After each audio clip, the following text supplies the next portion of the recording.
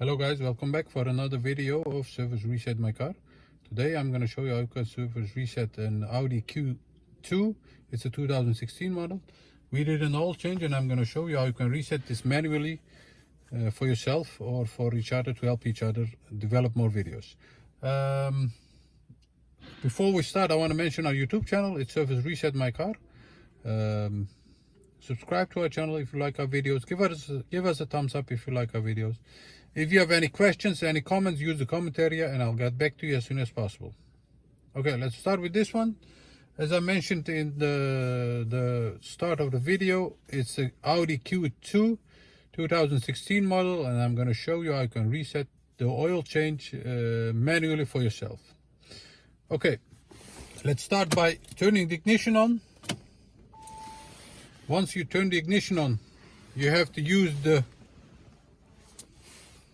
this area, go to the menu. Once you press that one, you can turn the wheel to car over here.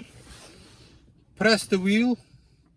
Once you are here, you have the efficiency, comfort, dynamic, individual. This indicates the car driver select menus, but we have to go to this area, and to go to this area you have to press this button once. Once you press that, you come to a secret menu and you can turn by the wheel and then go to servicing and checks.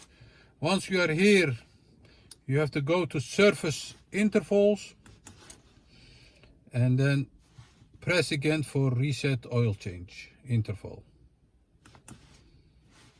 And then press again to confirm.